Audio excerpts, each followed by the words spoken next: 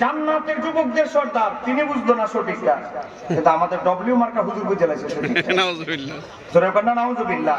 এবার আসুন মুসান্নাফ ইবনে আব্দুর রাজ্জাক একটা হাদিস এসেছে আবু খালিদ আল ওয়ালাবি রাহমাতুল্লাহ আলাইহি থেকে। একবার হযরতে মাওলা আলীর বাইরে ছিলেন, মসজিদের বাইরে। তো ইকামত দেওয়ার সময় যখন হয়ে গেছে, মুয়াজ্জিন ইকামত দিয়ে লেছে কুফাতে। তো এখন ইমাম কিন্তু বাইরে, হযরত আলী কিন্তু বাইরে। তো সে বুঝতে পারছে আলী রাদিয়াল্লাহু আনহু আসতেছে। তো সে কি করলো, মুয়াজ্জিন ইকামত দিয়ে ফেলছে। ইকামত যখন দিয়ে ফেলছে, মুসল্লি করছে কি দাঁড়ায় গেছে।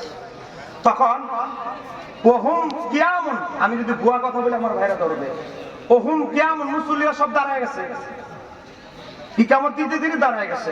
ফাকালা হযরত আলী রাদিয়াল্লাহু তাআলা তাদেরকে বললেন, মা লাকুম সামিদিন, আমি তোমাদেরকে নির্বোধদের মতো কেন দাঁড়ানো দেখতে পাচ্ছি। সুবহানাল্লাহ। হযরত আলী, এই ওয়াহাবিরা যারা আজকে ইকামত শুরুতেই করে তারা দাঁড়ান কথা সুদা করে নির্বোধ, হযরত আলী বলে তাদেরকে সামিদিন, নির্বোধ, বলদ। আসলে আর আকল কম, কথা বলেন ঠিক কি রে? পরের বার খাইতে খাইতে আর ইতিম মিসকিনদের টিয়া পকেটে পেটের ভিতরে ঢুকাইতে এদের আকল আসলেই কমে গেছে, কথা বলেন না ঠিক কি রে? যাদের কাছে ছোট ছোট বাচ্চারা নিরাপদ না, তাদের কাছে আর কি কেমনে নিরাপদ থাকবে? বাচ্চা যদি একটা ছোট সুন্দর মাদ্রাসা ভর্তি করায়, চিন্তা করে লোভ লালসা কামনা বাসনা কলবের ভিতরে জাগ্রত হয়। আরে যায় ভাই, যেই শিক্ষকের কলবটাই পরিশুদ্ধ নয়, চরিত্র নিচু প্রকৃতির একটা শিশুকে বলাৎকার করে, তার কাছ থেকে কি ধর্ম শিখবে, কি আদব শিখবে, কি নৈতিকতা শিখবে? কথা বলে না কেন ঠিক কি না?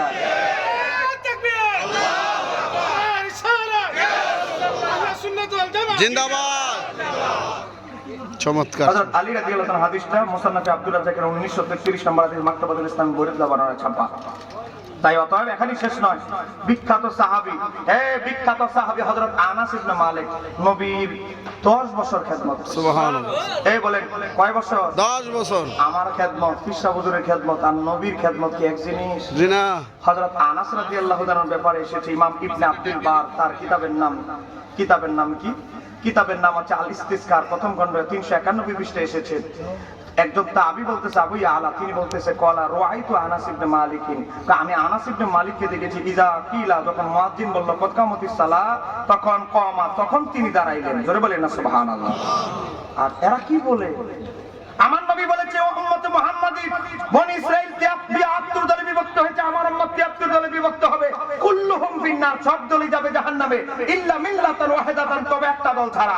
নবীকে জিজ্ঞাসা করা হলো, ইয়া রাসূলুল্লাহ, যেই দলটা জান্নাতি হবে ওই দলের কিছু আলামত, ইশারা, ইঙ্গিত বলে দেন। আমার নবী বললেন, মা আনা আলাইহি ওয়া আসহাবি, যেই দলের মডেল হবে আমি নবী, আমার সাহাবীরা, সেই দলটা জান্নাতি হবে। এখন আপনারা বলেন, সাহাবীরা যদি কিয়ামতের শুরুতে না দাঁড়ায়, আজকে যারা সাহাবীদের বিরুদ্ধে ফতোয়া বলেন তারা কখনো হক দল হতে পারে?